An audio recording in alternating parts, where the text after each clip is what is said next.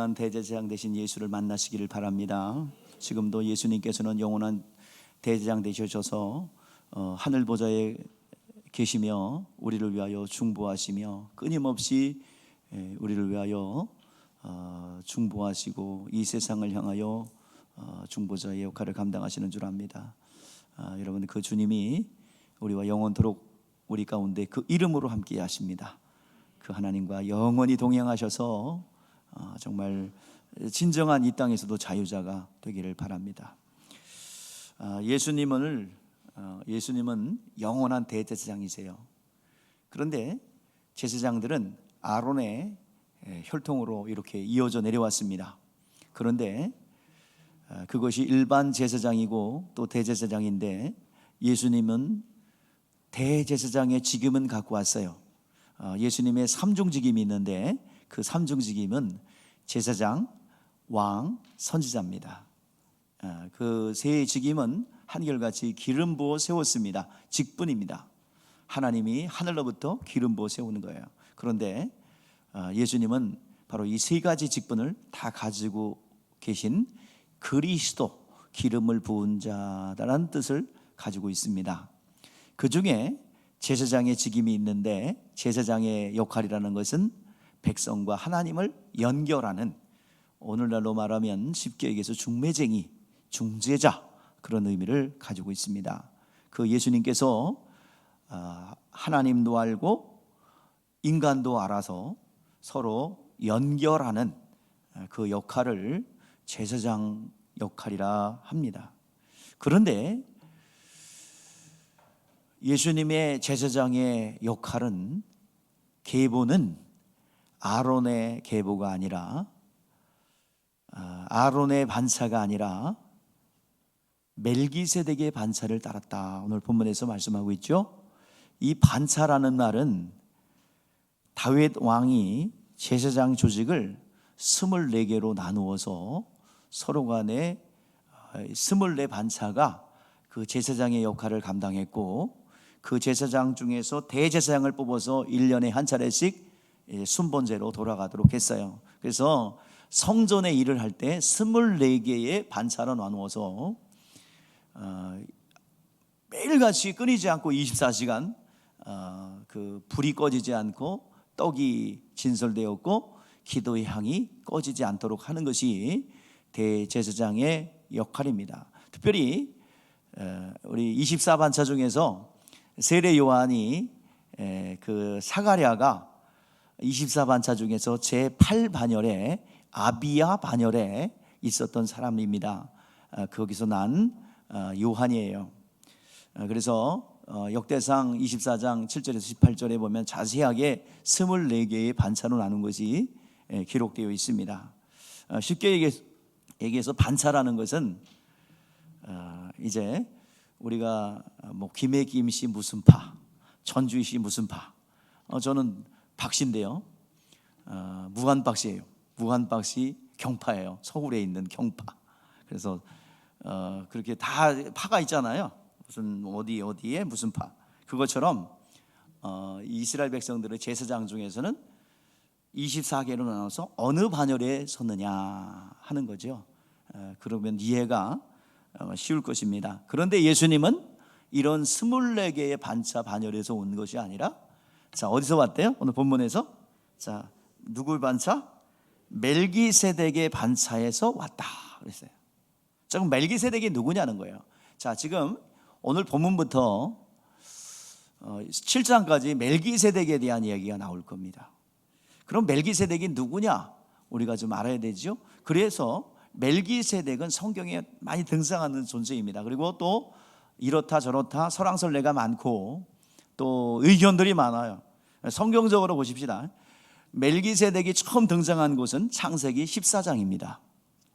아브라함이 조카 롯과 같이 살다가 재산이 많아지고 식솔들이 많아지니까 서로 분쟁이 있어요. 그래서 세간을 내줬습니다. 그런데 먼저 사회적 통념으로는 연장자가 먼저 택하고, 그리고 땅을 택하고, 또 그 어린 사람이 나중에 나머지를 갖는 건데, 아브라함은 정반대예요. 자, 조카 롯, 너 먼저 택해봐라. 네가 좌하면 나는 우하겠고 네가 우하면 나 좌할게. 네가 먼저 택해라. 그러니까 살기 좋고 도시가 있고 물이 풍성한 소돔과 고모라 땅을 차지하게 되죠. 조카 롯이 딱 차지합니다. 그리고 이제 아브라함은 헤브론의 지역, 산지가 있고 척박한 지역을 이제 받습니다. 그런데 하나님께서 그 동서남북을 봐라, 이 땅을 너와 내 자손에게 주겠다 약속을 헤브론에 약속을 합니다. 자, 그런데 조카 롯이 그 소돔과 고모라 땅에서 살던 중에 전쟁이 납니다. 소돔 왕 연합군 네 부족의 연합군 대 그들라 오멜이라는 연합군 5부족의 연합군 간에 서로 간에 연합 전쟁이 벌어져요. 그런데 그들라 오멜 연합군이 이겨요. 그래가지고 소돔 땅에 있는 모든 재산과 식솔들이 다 포로로 잡혀갖고 재산이 몰수됩니다. 그래가지고 롯과 그 식솔들 그리고 분가받을 때 받았던 재산 다 뺏겼어요. 알거지가 됐습니다. 자녀들, 아내도 다 뺏겼어요. 그 소식을 아브라함이 듣습니다. 그리고 주저하지 않고 집에서 길리어진 318명을 데리고 그 전쟁에 나갑니다. 그들레오멜 연합군을 쳐부숴요. 그리고 모든 전리품과 식솔, 빼앗겼던 전리품을 다시 찾아서 돌아오는 중에 떡과 포도주를 가지고 마중 나온 사람이 있어요. 그 사람이 바로 영원한 제사장 멜기세덱이라는 사람입니다. 멜기세덱이 어떤 존재냐? 거기서 처음 등장하는 거예요. 영원한 대제사장인 멜기세덱이 와서 떡과 포도주를 이제 아브라함에게 주고, 그리고 처음으로 너희를 전쟁에서 이기게 하신 분이 누군지 아니?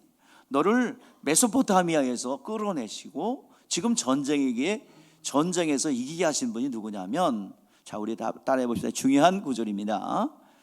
아브라함이 그걸 딱 붙잡고 그를 의지합니다. 자, 그래서 아브라함에게, 멜기세덱이 아브라함에게 가르쳐준 하나님이 어떤 하나님이냐?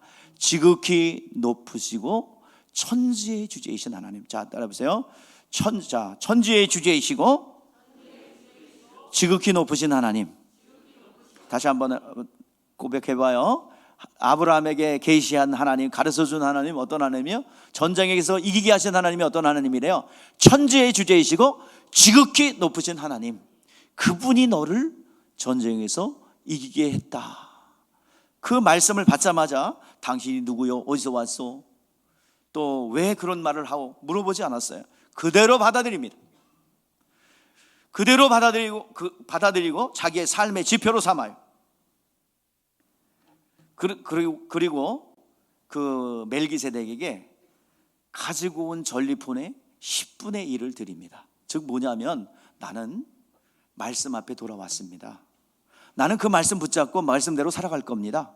그 고백이 바로 11조를 드리는 행위입니다. 여러분, 11조는 하나님을 제대로 믿은 사람이 자연스럽게 고백하는 거예요. 억지로 할 것 없어요. 협박당해서 할 것 없어요. 마음이 옵니다. 진짜 예수님 만나면 와요. 오게 돼 있어요. 지극히 높으시고 천지의 주신 하나님을 의지하며 살겠습니다라는 의지적 결단이 전리품의 10분의 1을 드리는 거예요. 그때 살렘 왕이, 자, 내 자족들과 식소들만 찾은 것도 감사하다. 야, 재산 다시 찾아온 거 너 가져. 그리고 식소만 돌려줘. 그랬더니 아버님이 거절합니다. 내가 만약에 천지의 주제이시고 그리고 지극히 높으신 하나님을 의지하기로 결정했는데, 만약에 그 재산을 받으면 네가 나를 치부했다고 할 거 아니냐. 나는 안 받겠다. 나는 절대로 받지 않겠고 다 가져가라. 나는 천지의 주제이시고 어떤 하나님? 지극히 높으시고 천지의 주제이신 하나님이 주시면 살고 안 주시면 안 먹겠다. 그분을 의지하며 살겠다라는 고백입니다. 그리고 그게 이제 창세기 14장의 멜기세덱에 대한 내용입니다. 멜기세덱은 아브라함에게 11조를 받은 높은 분이에요. 근데 아브라함의 옆구리에서 나온 레위인들은 11조를 받는 사람이죠. 그러니까 아브라함의 후손 레위인들이 11조를 받는 사람인데, 받는 사람이 또 11조를 드렸다는 것은 더 높다는 얘기죠. 오늘 시간 하나님의 특별한 사자 멜기세덱입니다. 뭐 어떤 분들은 예수님의 현현 그런데 예수님이 왜 거기서 나와요? 유행가 가사처럼 여러분, 예수님 왜 거기서 나와? 예? 예수님은 거기서 나오신 분이 아니요, 여호와의 사자처럼 멜기세덱도 특별하게 하나님의 사명을 가진 특별한 하나님의 사자라고 보는 것입니다. 그래서 영원한 제사장이다라고 하는 것입니다. 히브리서에 보니까 시작한 날도 없고 그 가족이 죽은 걸 본 사람도 없다 그랬어요. 그렇기 때문에 예수 그리스도가 아니라 예수 그리스도와 닮아서 항상 제사장으로 있다. 예수님이 아니에요. 옛날 성경에는 예수 그리스도와 방불하다, 예수 그리스도를 닮았다 그렇게 표현하고 있는데, 그분은 멜기세덱은 의의 왕, 평강의 왕, 영원한 제사장입니다. 특별한 사명을 가진 예수 그리스도를 제사장으로 세우기 위한 특별한 반열에 있는 분이 멜기세덱입니다. 신비하고 귀중한 존재예요. 우리의 신앙생활은 여러분 이와 같이 아브라함의 고백처럼 천지의 주제이시고 지극히 높으신 하나님을 의지하며 사는 것입니다. 여러분 세상 것 의지할 것 많지요? 그러나 우리의 신앙은 하나님을 의지해야 하자가 없어요. 상처를 안 받아요. 사람 의지했다가 배신당하고 상처받고 또 그 허점을 보면 얼마나 절망을 하고 실망하는지 몰라요. 오늘 시간 본문 7절 말씀 보니까 예수님은 하나님이시죠. 하나님의 독생자이시죠. 그런데 7절 말씀을 다 같이 읽어볼까요? 시작. 그는 육체에 계실 때에 자기를 죽음에서 능히 구원하실 이에게 심한 통곡과 눈물로 간구와 소망을 올렸고 그의 경건하심으로 말미암아 들으심을 얻었느니라 그랬습니다. 예수 그리스도는 하나님의 아들이시지만 이 땅에 계실 때 하나님께 기도하여 기도를 상달시켰다고 말씀하고 있습니다. 육체가 있을 때 직접 하나님 앞에 직고해가지고 기도를 상달시켰다는 얘기예요. 예수님은 틈만 나면 새벽 미명에 기도하셨고, 또한 겟세마네 동산에서 통곡과 눈물로 땀방울이 핏방울이 될 정도까지 기도를 하셨습니다. 간절하게 기도하셨어요. 죽은 나사로의 무덤 앞에서 그는 그렇게 고백합니다. 주여, 항상 나의 기도를 들으신 것을 감사합니다. 자, 육체를 가진 사람이에요. 사람인데 중보자가 없이 직접 기도를 상달시킬 수 있었던 존재는 어떤 존재일까요? 자, 이거 지금 왜 얘기해요? 육체로 계실 때에 눈물과 기도와 통곡으로 기도를 상달시켰다는 것은 예수님은 어떤 존재인가? 자, 직접 상달시킬 수 있는, 사람으로서 직접 상달시킬 수 있는 존재는 어떤 존재예요? 대제사장 중에 제사장인 대제사장. 1년에 한 차례 이스라엘의 모든 제물과 그리고 이스라엘의 기도 제목과 용서를 가지고 이제 하나님 앞에 올라가는 그 대제사장, 속죄일날 단 하루 들어가는 대제사장이라는 사실입니다. 예수가 직접 자기의 소원을 하나님께 상달시켰다는 것은 외형적으로는 목수이지만 영적으로는 대제사장이라는 거예요. 멜기세덱의 반차로 내려온 하늘에서 내려온 하늘의 영원한 대제사장이라는 것을 우리에게 보여주고 있는 것입니다. 그래서 하나님께 드리는 예물들은 제사장이 대신해서 헌신하고 제사장들이 대신해서 드리지만은 그것을 1년 동안 모아서 이렇게 한꺼번에 드리는 것은 대제사장이 하는 거예요. 예수님은 영원한 대제사장이십니다. 그것을 성경에서 말하고 있는 것이에요. 대제사장은 바로 성소와 지성소를 가로막는 휘장이 있었는데 그 가로막는 것을 뚫고 들어갈 수 있는 것인 대제사장, 1년에 한 차례 대제사장밖에 없습니다. 1년에 한 차례는 것은 완전히 영원히 단번에라는 뜻입니다. 그래서 바로 대제사장이신 예수는 멜기세덱의 반차를 통해서, 하늘 반차를 통해서 들어가신 영원한 지성소에 들어가신 영원한 대제사장이십니다. 자, 대제사장이신 예수 그리스도는 하나님의 계명에 순종하여 하늘에 들어가기 위하여 고난을 받으셨습니다.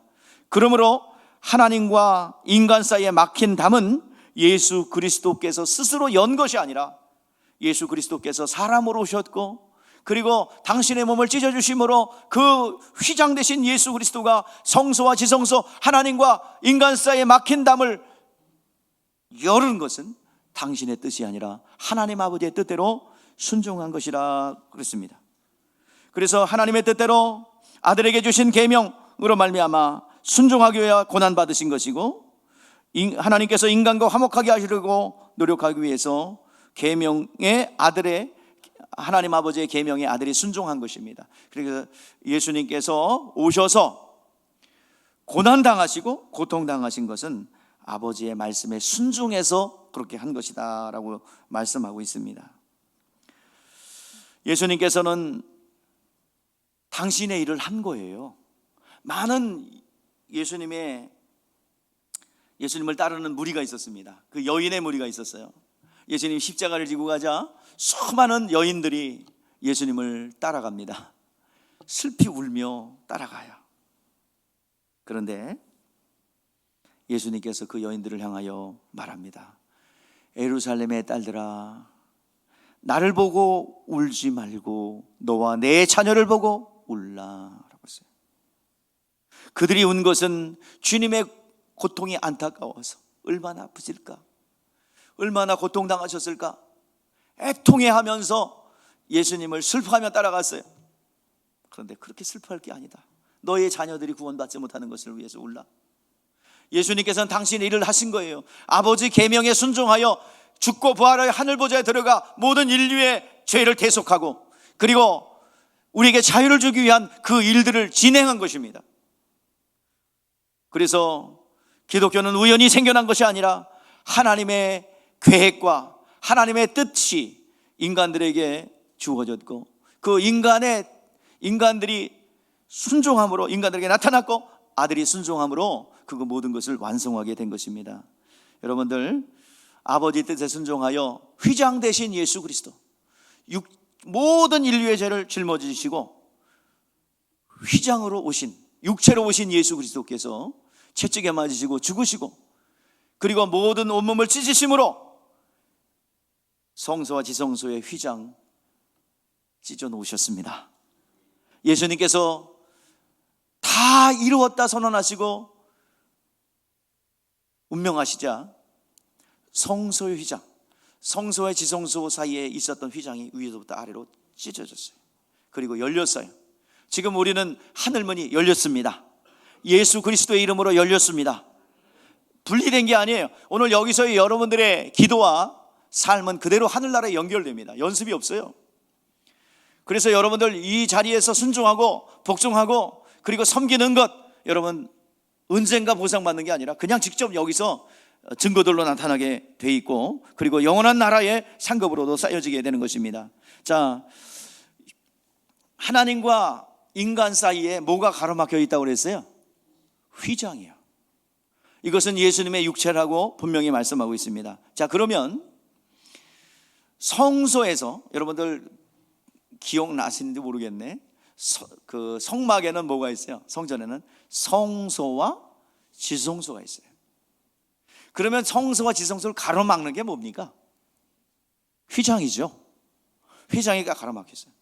그러면 지성소에서 하나님이 보는 휘장과 사람들이 보는 하나님은 휘장은 다르겠죠. 그러면 하나님이 죄인들을 볼 때 어떻게 해요? 하나님이 죄인들을 보는 반응, 내적 반응이 뭐예요? 진노입니다. 그것이 밖으로, 진노가 밖으로 드러나는 게 형벌이고요. 지옥 형벌이고요. 그러면 지성소에 계신 하나님이 인간들을 볼 때 뭐가 보여요? 에? 죄가 보이죠? 그러면 다 어디로 보낼 수밖에 없어. 근데 뭐가 가로막혔어요? 에? 휘장이. 그래서 하나님이 인간들을 바라볼 때 휘장이 딱 가로막혀 있으니까 뭐가 보여? 휘장은 하나님의 아들이 보여. 잘 이해하셔야 돼.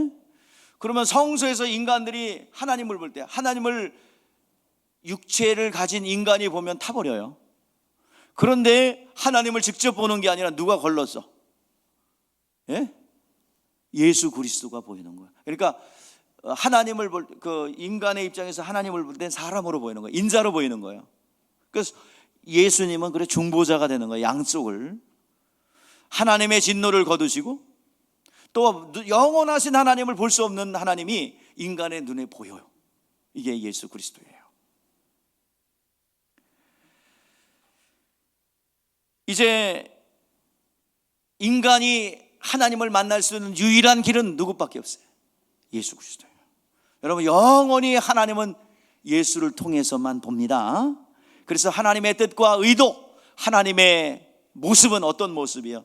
하나님의 본체가 형상화되신 분, 하나님의 형상이신 분, 하나님의 본체이신 예수 그리스도를 통해서 여러분 하나님을 뵐 수 있고 하나님을 만날 수 있고, 그가 선포하신 말씀과 명령하시고 그가 사역하신 모든 일들은 하나님 아버지의 뜻입니다.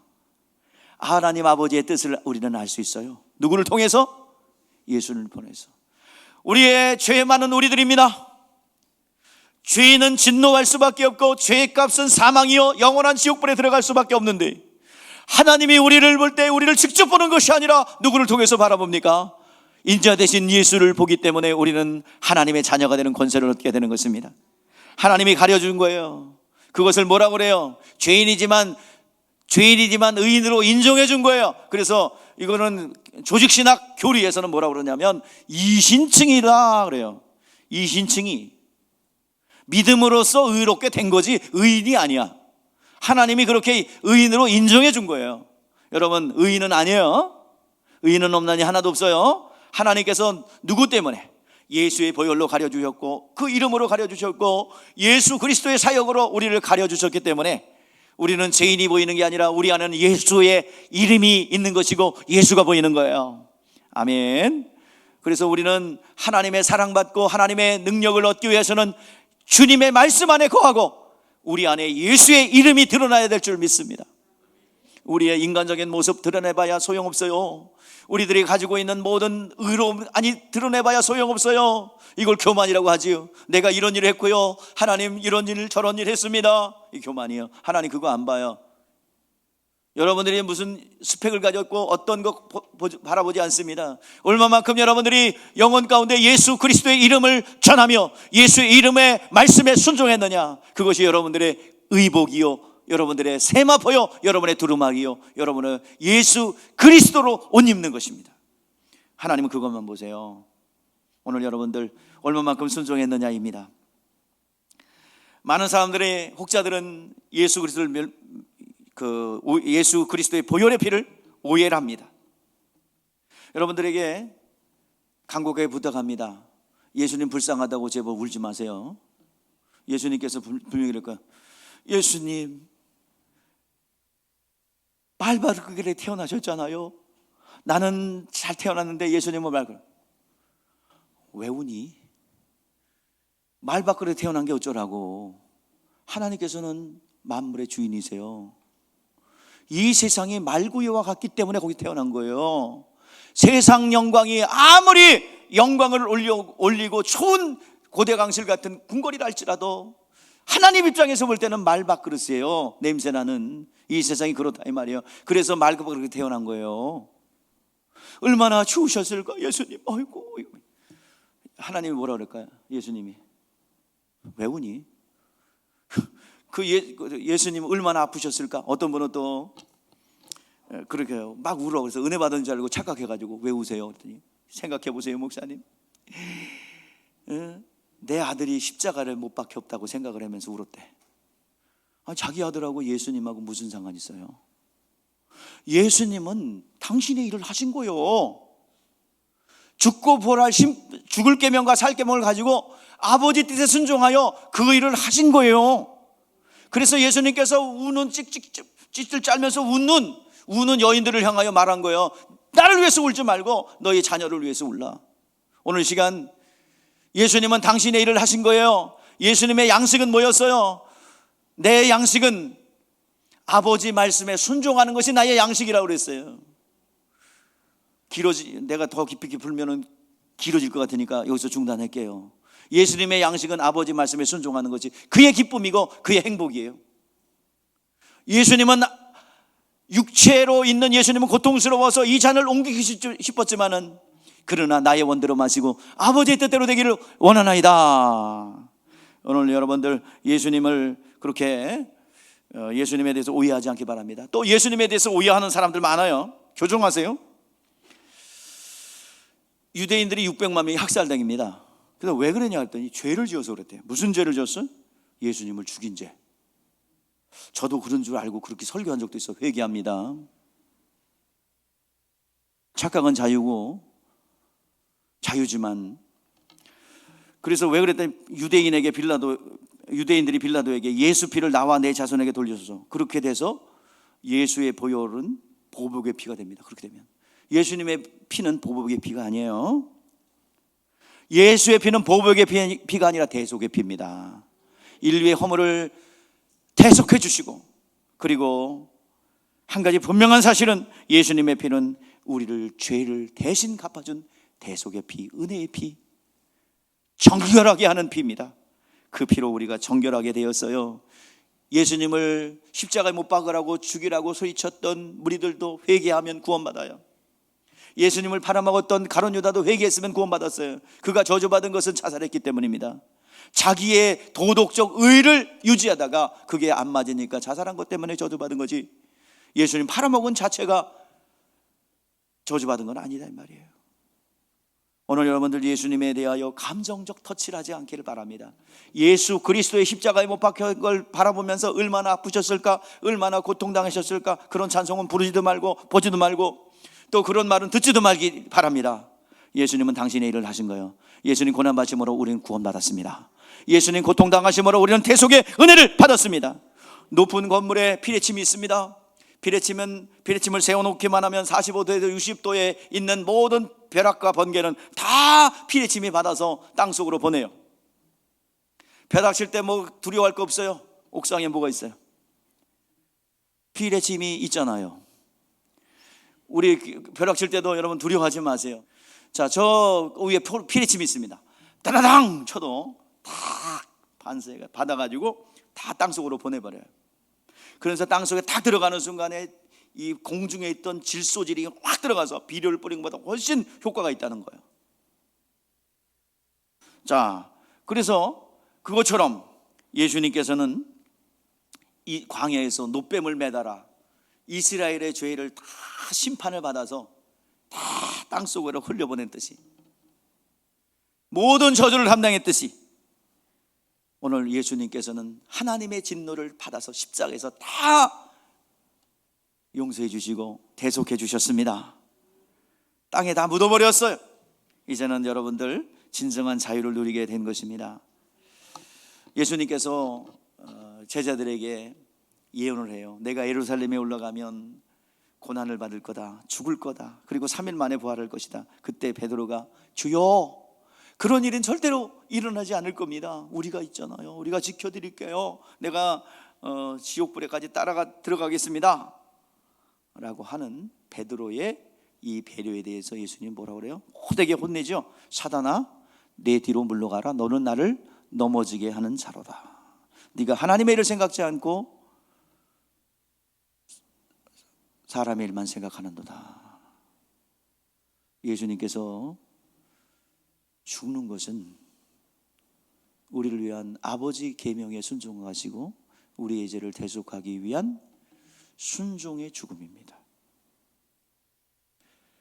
예수님께서 육체로 오신 것은 죽음을 맛보기 위해서 오셨다라고 말씀하고 있어요. 예수께서 육체로 오셨기 때문에 죽으시고 고난당하시는 거예요.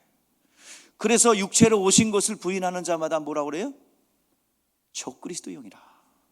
예수님은 사람으로 오셨습니다. 왜요? 고난당하고 죽기 위해서 오셨어요. 그래야 우리의 죄를 대속할 수가 있기 때문입니다. 우리는 예수의 고난을 부정하거나 부인하거나 우리는 예수님의 사랑의 은혜가 너무 커서 울지언정 예수님에 대해서 동정하여 울지 않기를 바랍니다. 예수님은 당신의 일을 하신 거예요. 감성에 젖어서 그거 절대로 신앙에 도움 안 돼요. 오늘 시간 예수님께서 고난당하신 것, 그것은 아버지 계명에 순종한 것이고, 그리고 고난당하시고 죽으신 것에 또 역시도 순종하여 죽으신 거기에 하나님께서 또 비세워 주셨습니다. 자, 우리 8절 9절 다 같이 읽어볼까요? 자, 시작. 하나님의 열심히 그 아들을 죽기까지 순종하게 했습니다. 하나님의 뜻대로 인간과 하나님 사이에 막힌 담이 예수님에 의해서 풀어졌습니다. 열렸습니다. 예수 믿어 구원받은 사람들에게 하나님께서 명령하신 첫 번째 명령이 뭐냐면 세례를 받으라예요. 구원받으려고 세례받은 게 아니라 구원받은 사람에게 하나님께서 명령하신 첫 번째입니다. 이 세례라는 것은 뭐냐면 그리스도와의 연합이에요. 세례를 받는다는 것은 주님의 명령에 순종해서 세례를 받는 것인데 그리스도의 죽음과 부활의 연합이에요. 그러니까 다시 말해서 이런 고백입니다. 예수 그리스도가 죽으면 나도 죽을 것이고 예수 그리스도가 살면 나도 살 것입니다. 이런 고백이 예수님과 생과 사를 같이 하겠습니다. 그 고백이 세례입니다. 여러분들, 예수가 살면 내가 사는 것이고 예수가 죽으면 나도 죽는 거예요. 거기에 내가 동참하겠습니다라는 고백이 여러분 세례입니다. 예, 세례는 그리스도의 연합이에요. 나는 그리스도와 함께 죽고 그리스도와 살겠습니다라는 고백이에요. 그러면 이 연합인데 예수님께서 제자들을 파송하면서요, 제자들 전도자로 파송하면서 내가 너희를 양을 이리 가운데 보낸 것 같다 그랬어요. 그러므로 뱀같이 지혜롭고 비둘같이 순결하라 그랬어요. 자, 이리 가운데 보내진 양은 어떻게 됩니까? 뜯겨요. 살아 돌아올 수 없어요. 다 뜯기는 거예요. 그리고 두보로 또 가지 말라 그랬어요. 전도자에게 두보로 또 가지 말라. 그럼 두보로 또 가지 말라는 것은 꼬질꼬질하게 다니라는 얘기일까요? 이건 뭐예요? 두보로 또 가지지 말라는 건 내일 입을 것을 예비해서 내일이 있다라고 생각지 말고 그날 죽을 거라 생각하고 가라는 얘기예요. 그러면 예수 믿으면 죽는 거예요? 아니요, 그럴 리가. 무슨 의미냐 이거예요. 여러분들, 옛날에는 예수 믿는 것 그 자체가 죽는 거예요. 그 당시에 유대교를 신봉하고 있고 지금처럼 인권이라든지 그런 안보가 확실하지 않습니다. 그래서 예수 믿는 것 자체가 사회적으로 매장당하는 것이었고,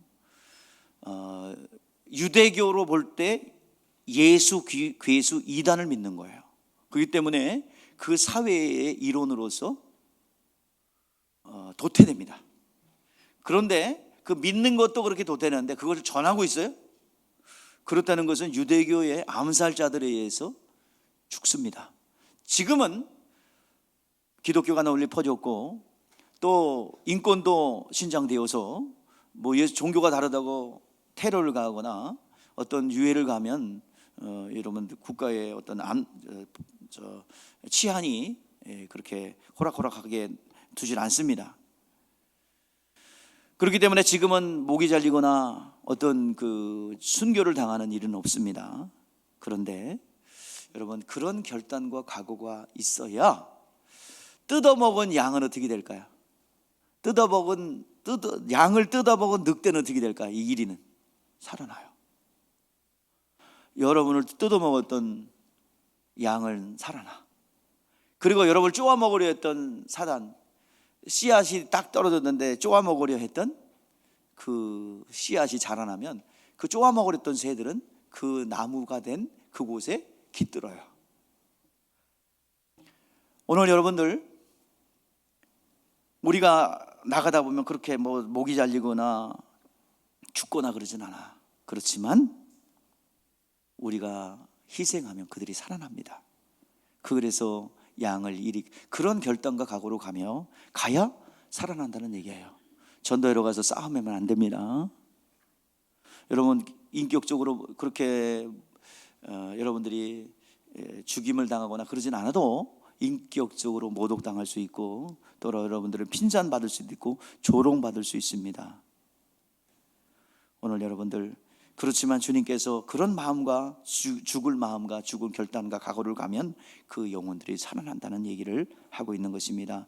여러분들이 오늘 이 자리에 있기까지 누군가가 그렇게 양을 이리 가운데 보낸 것 같이 쪼아 먹으려는 그곳에 뿌려졌기 때문에 여러분들이 살아났다는 사실을 아시고, 복음에 비친 자처럼 우리 모두가 여러분들 죽으러 가십시다.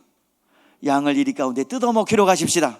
생명의 떡이 되어 그 안에 들어가면, 질겅질겅 씹혀서 그 안에 들어가면 생명이 돼서 다시 오게 될 줄 압니다. 그도 떡이 돼서 이곳에 다시 뭉탱이 떡이 돼서 오게 될 줄 믿습니다. 부활하신 예수님께서 베드로에게 말씀합니다.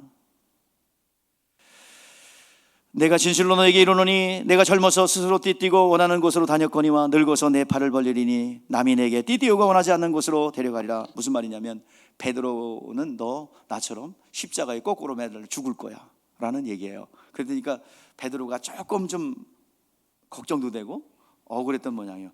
그 요한에게 얘는 좀 어떻게 될 것 같아요? 물어봤어요. 자, 한번 읽어봐요.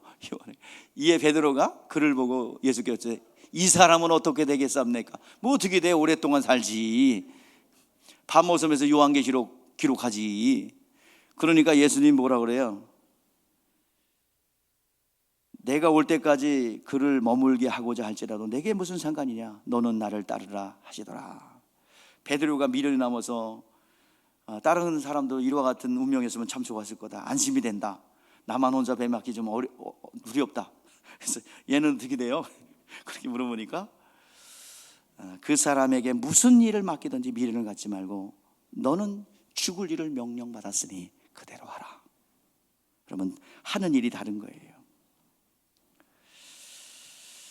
우리 각자가 머리 대신 예수 그리스도의 지체들이에요. 하는 일이 각각 다르죠.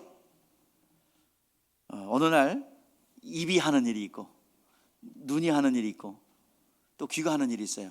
근데 입이 하는 일은 뭐예요? 수다 떠는 말고, 입의 기능은 뭐야? 먹는 거죠. 매운탕도 먹고 또 뭐 고기도 먹고 맛있는 거 먹는 거예요. 근데 어느 날 입에서 매운탕을 너무 맛있게 먹어. 눈이 보고 있다가 너만 맛있는 거 먹어? 너만 맛있는 거 먹냐? 나도 한 숟갈 줘. 입에다가 눈에다 뽑아. 어떻게 돼?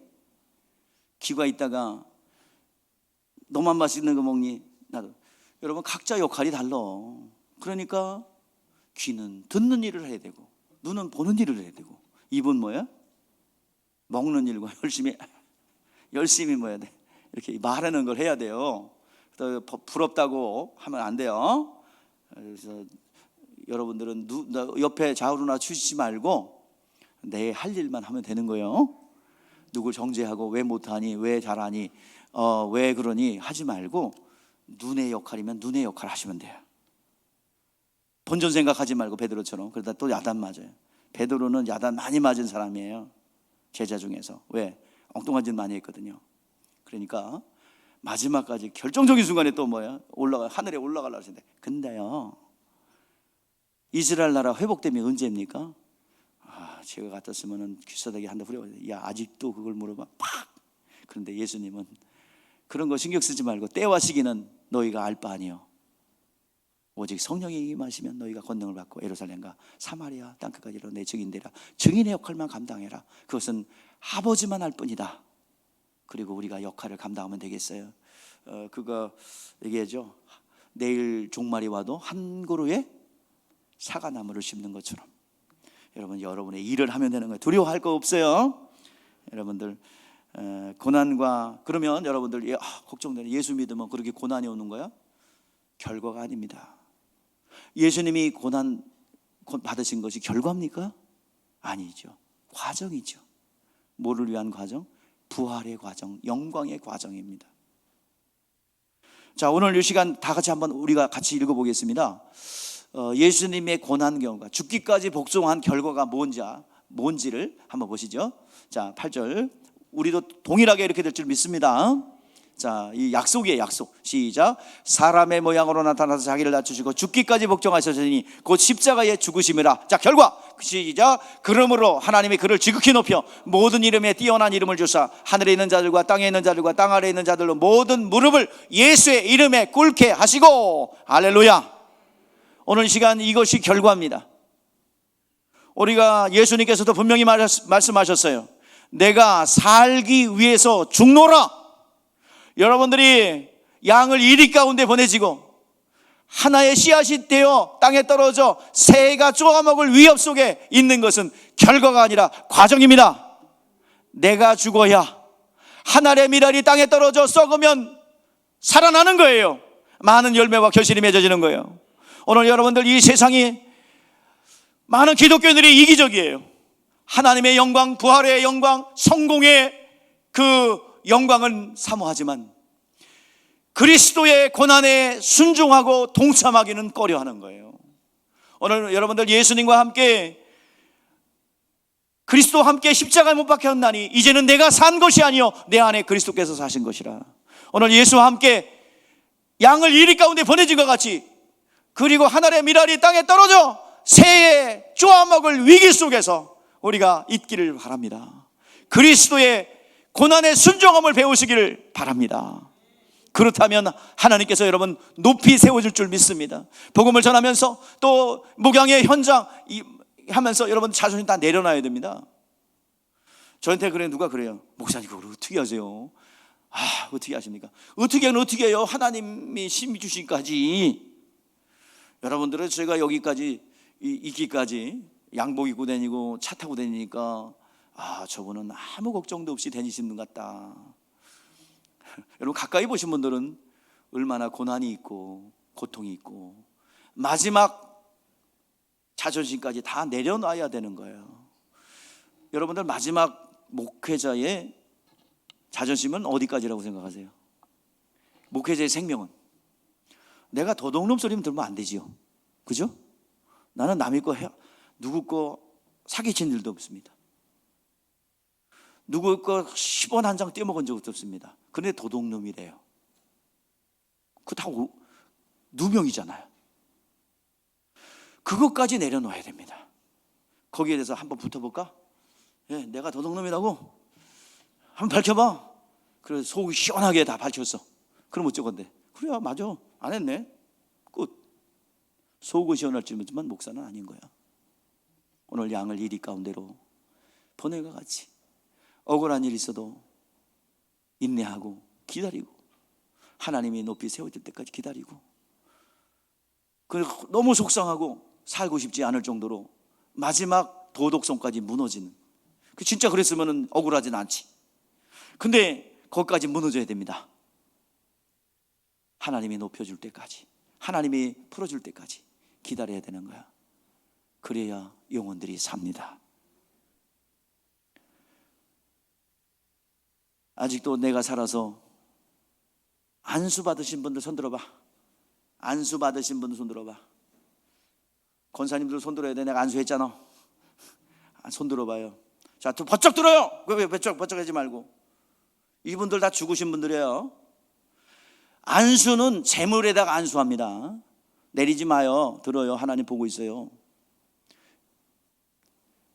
안수하는 것은 재물에다 안수합니다. 이 안수했다는 얘기는, 안수 받아서 기름 부었다는 얘기는 희생 제물이 됐다는 얘기야. 살아 돌아올 수 없어요. 하나님 일을 하는데 내가 살아서 자존심 상한다, 열받는다, 화난다, 진짜 다 집어치고 싶다, 끝났어요. 다시 시작, 처음부터. 오늘 여러분들, 제가 이렇게 얘기할 수 있는 것은 저도 그 과정을 겪었기 때문입니다. 우리 집사람도 그 욕도, 그런 욕은 전화에다 대놓고 여러분들이 할 수 있는 욕 다 먹었어요. 다. 이유 없어. 근데 그걸 쫓아가서 명예훼손으로 고소할 거야. 그러면은 속은 시원할 수 있어. 예? 여러분들이 만약에 일이 툭툭 생각나는 대로 던지는 막 말해요. 여러분들 다 알아. 내가 툭툭 좀 이렇게 혈기 나면 툭툭 말해. 뭐 잠깐 말이야. 그럼 다 알아요 내가. 근데 그게 안 들을 것 같은데 임금 얘기는 당나귀 얘기 그래가지고 다 들어와요. 근데 그거 따지고 들어가서 맞아? 왜 그러는 거야? 그거 다 해면은 여러분들 그래, 잘못했어요라고 내가 그건 받을 수 있지만, 그렇지만 목사로서는 아닌 거야. 여러분들이 제가 얘기했잖아요. 목회자의 사례비의 80%는 욕먹고 받는 거다. 괜찮아요. 그렇게 욕해서 여러분 살 수 있으면 사세요. 괜찮아. 심판은 하나님이 할 거니까. 근데 여러분 그렇게 생각나는 대로 말하는 게 아니야. 확인되지 않은 거 말하지 마세요. 누가 됐든지 간에. 어느 날 대짜고따 전화했고, 야, 이 18, 19, 10원짜리, 20원짜리, 10장생 뭐 대책해서 어마어마한 욕들을 먹습니다. 뺏어서 한번 붙어보고 싶은 마음도 들긴 해. 내가 이겨. 나는 어떻게든지 이길 수 있어요. 근데 그렇게 하면은 어떻게 되겠어요? 이제 다른 건 이유는 안 물어봐. 목사님이 싸웠다야. 절대로 여러분들 양을 이리 가운데, 제가 이렇게 얘기하는 거는 내가 넘었기 때문에 하는 거야. 여러분들 예수님의 이름 때문에 자존심 상하고 그런 거 하나님이 갚아주시는 거예요. 축복은 하나님이 하십니다. 그 사람이 하는 게 아니야. 하나님이 위로하시고 하나님이 높여주시고 하나님이 함께 하시는 것입니다. 그렇게 질겅질겅 양의 고기가 되고 씨앗이 되고 질겅질겅 씹히면 그 양은 살아요. 그래서 하나님께서 그렇게 우리에게 하는 거예요. 또 7절 말씀에 보면요, 본인만 잘하면 되지 왜 비판을 하는지 몰라요. 7절 말씀에 보면은 읽어보세요. 7절 시작. 하나님 김옥원이 왜 이렇게 세게 기도하는 거야? 저는 세게 기도하는 게 전문이거든요. 근데 하나님은 귀 안 먹었다 보면서 세게 기도하면 조용히 기도하라고 막 야단을 치고, 심지어는 어떤 분은 반원 기도하지 말라고 툭툭 기도하고 있으면은 툭툭 쳐와서 조용히 기도하시고 방언 기도하지 마세요.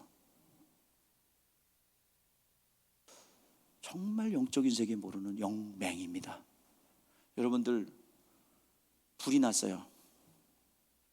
또 불이 나고 적군이 쳐들어와요. 그러면 어떻게 해야 돼요? 불이 났어요. 불이 났다니까요. 적군들이 쳐들어오니까 빨리 도망가셔야 돼요. 알았죠? 맞아요? 지금 조용히 기도할 때가 아니야. 조상들이 100년에 걸쳐서 쌓아놓은 신앙의 유산이 날아가게 생겼단 말이에요.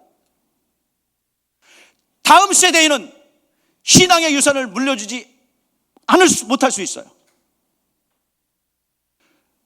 지금 이상한 교육감들이 자리 잡고 있어서 자살 충동부터 시작해서 이 교권을 무너뜨리고 섹스 혁명, 젠더 이데올로기 교육, 이걸 통해서 기존시스템을 무너뜨려 우리 젊은이들이 피해당하는 것은 자살 충동이에요. 동성애 연애예요. 예전에 없었던 이성끼리 사귀어요. 자연스럽게. 여러분들 그렇으면 좋겠습니까? 여러분들의 손자가, 자녀들이 결혼한다고 데리고 왔는데 남자가 남자 데리고 오고 여자가 여자 데리고 오면 속이 시원하겠습니까? 여러분들 지금 그럴 때가 아니에요. 애통함을 가지고 주여 앞에 부르셔야 될 때입니다. 왜 우울증 환자가 이렇게 많아야 되는데요? 옛날에 없었던 거예요. 몰랐던 거라고요? 없었어요. 그렇게 옛날에 자살하면 그것이 동네에 휘자가 되고 정말 충격적이었어요. 지금은 일도 아니야. 너무 많아서. 이거 누가 그렇게 했습니까? 백지 같은 아이들에게 이데올로기를 심어놓지 않았어요? 지금 조용히 앉아서 졸고 있을 때입니까?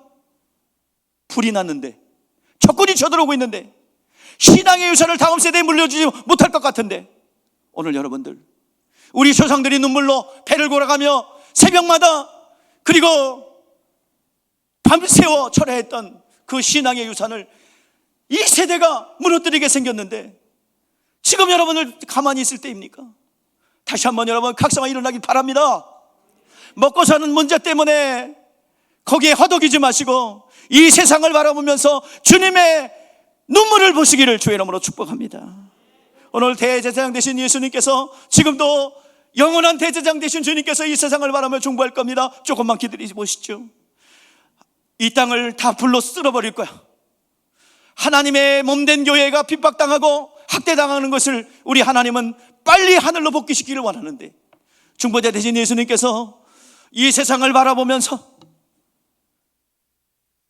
내가 저를 위해서 십자가에 못 박혔다, 저 세상을 위해서 죽었나이다, 내가 저 세상을 위하여 십자가에 못 박혔나이다. 조금만 저 성도들에게 기다려 보시죠. 성도들 기다려 보시죠. 1년만 기다리시죠. 얼마나 중보자가 연장을 하셨는지 모르지만 영원한 대제사장 되신 예수님께서는 우리를 위하여 중보하고 계시며 우리를 한없이 기다려 주십니다. 그러나 오래 참으시지만 영원히 기다리진 않으세요. 오늘 천사장의 나팔소리와 함께 이 세상을 끝내야 되겠다, 더 이상 교회가 교회의 역할을 감당하지 못하고 성도가 성도다워지지 못하고 먹고 사는 입고 사는 문제만 허덕이고 있는 현실이 지속된다면 하나님은 다시 한번 이 세상 그만 중단시킬 거예요. 그러면 모든 창세 이후로 확장됐던 이 궁창의 확장은 중단될 겁니다. 일순간에 말려들 거예요. 엄청난 열이 발생할 것이고 이 세상의 물줄기는 다 타버릴 거야. 불구덩이 될 겁니다. 오늘 이 시간 다시 한번 주님의 심장을 가지고 이 현실을 바라보며 주여 이 나라의 민족 이 백성을 살려주십시오. 대한민국 교회를 살려주시기를 원합니다.